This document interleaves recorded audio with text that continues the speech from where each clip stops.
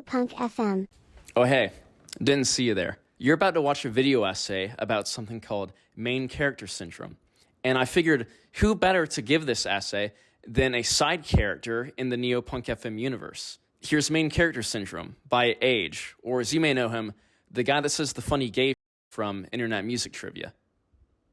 Thank you, Johnny, for finally letting me be in a video. You're welcome! Some people are NPCs, and some people are main characters, right? Hell no! When you're making your way in the world, it's normal to have the urge to stand out and be unique. For instance, I normally listen to a lot of really popular music, like but there are also parts of my music taste that are super abstruse, which is a more abstruse way of saying esoteric, which is a more esoteric way of saying abstruse, which is a more abstruse way where in real life we may want to find our pack and fit in.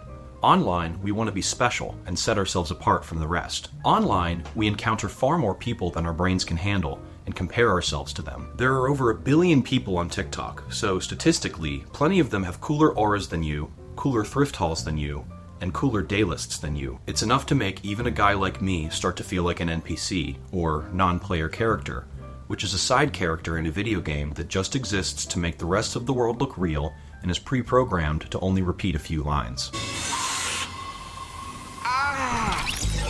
You probably remember when clips like these started going around and the term NPC started being used more loosely toward anyone who doesn't appear to be thinking for themselves. So you don't have a living now?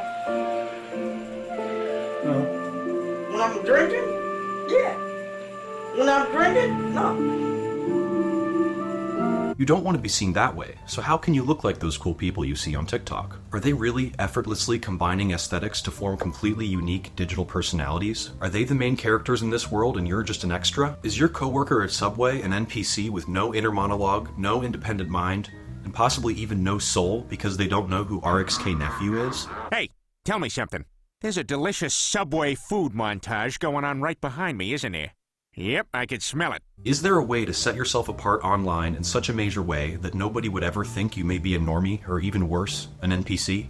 It's possible, but it's also possible there are no main characters, no NPCs, and that could actually be a good thing. I shot so many snot rockets out the shower, I'm still sniffy. How do you diagnose main character syndrome? It may start with the feeling that you're not completely in control of your life. Because I've lost control of my life. Putting yourself first more and more, you begin to disregard others around you, viewing them as unimportant characters. In the late stages of the disease, all regard for other people is gone, and anyone who isn't supporting you is seen as not a person at all, or simply put, an NPC. The danger of developing main character syndrome triples when you post a lot online. Tell me if this has ever happened to you. You're finding new music on TikTok that you really like. You're seeing other fans of this music and noticing their interesting styles. You're feeling like a normie, so you're getting a cool new haircut. You're seeking out even more cool new music to post on your story. You're being reborn. You're wearing giant Echo Unlimited jeans and a thrifted cardigan. You're putting Nico and Rico back to back on the playlist. Your style and aura are becoming imperceptible. Your taste is unlike anything ever seen before. Your Get Ready With Me TikToks qualify as outsider art. You're filling a baby pool with dirt in your bedroom. You're buying Swiss Dungeon Synth cassettes on Bandcamp that you don't even like just to post about it. You're seeing bugs that aren't there. You're serving coquette and Italo disco. You're berating your little sister in the 3rd grade for not being able to tell the difference between hyperpop and sigilcore. You cannot risk being seen as an NPC when people view your profile. You follow niche meme accounts for specific neighborhoods and cities you have never been to. You get the feeling like you're always being watched. You die on the street when you challenge a crust punk to name 5 songs by Leftover Crack,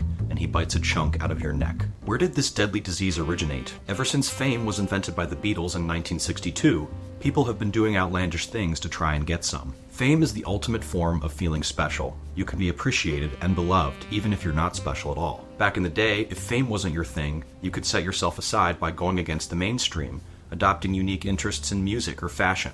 Nowadays, after the invention of a hip little thing we at Neopunk call the interconnected net, fame underwent a bit of a change in definition. There are no longer just celebs, rock stars, and big cheeses. There are now influencers, streamers, micro-celebrities, lolcows, meme account admins, and these guys. In the past, things people might have done to set themselves apart ultimately helped them find their tribe. Now, setting yourself apart by being strange and outlandish is basic advertising. For example, Marilyn Manson used to be the most shocking thing that anyone had ever seen, but now that's just what the average hyperpop artist looks like. And if you want your bank account to reflect the main character you are inside, You're gonna have to get sillier and stupider than previously thought possible. It's either that, or you could be seen as an NPC, right? It's false. Let's look at an example of someone who went wacky funny mode online and successfully avoided dying of main character syndrome. You may know Myra Magdalene, the girl who got a little silly with it when designing her bedroom. She hung up a bunch of old keyboards, filled a baby pool with dirt, framed a bunch of photos of nail clippers, and served dozens of looks that involved attaching random objects to her clothes. She is now a successful fashion designer, being discussed in Nylon, Dazed, ID, and the Drew Barrymore Show, and her pieces sell for hundreds. Despite her unabashed wackiness, she remains humble, and her strange aesthetics are celebrated. She's also really very pretty and beautiful, and we need to move on, because if she's on the screen any longer, I'm gonna start meowing like a little kitty cat. More and more creators and influencers are beginning to toe these lines between artful, wacky, and stupid to position themselves as main characters. But in the battle with main character syndrome, there's a difference in pursuit of being cool and just being famous or getting a bag. TikTok live streamers had their moment last year when their strange behavior started getting noticed by mainstream creators. The internet labeled them NPCs as their soulless eyes gazed deeply through the camera and they recited strange words and phrases that the chat barked at them for hours on end. This sort of uncanny valley behavior is strange and likely upsetting for some, but the point is to get those sweet donations. There's something very main character-y about this work as well. To be on display, giving up your body and almost your humanity. I would say that I've done worse for a lot less money, but I'd be lying, because I'm a very business-savvy individual. You probably have though. Maybe not for money, but to feel special. Everyone on the internet except for me has problems with needing to feel special. And it's where the root of this main character curse comes from. Like I said before, the internet changed what it meant to be famous, but it also changed how we perceive our individuality. Where, back in the good old days, individuality could be harnessed as a tool to find your kinfolk. Thanks to the goddamn internet, that's not how it works anymore. Online, your individuality is like your ticket to ride.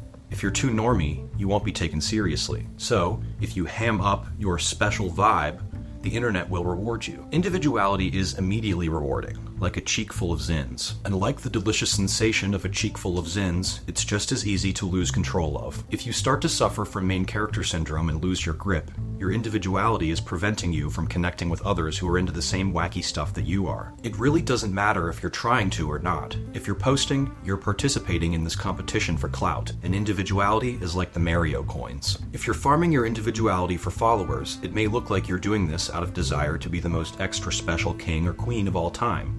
But deep down, there's another reason. Acceptance and admiration from your peers or people online. By acting out, your soul is locking in, looking for the love it so desperately needs that it never got from its mommy or whatever. That's old news though. Everybody remembers when people used to be called attention whores for this sort of thing. However, now, being a little bit of a whore for attention is normal and almost expected online. This is because everyone has become an influencer. Even me. Even I'm a little bit of a whore.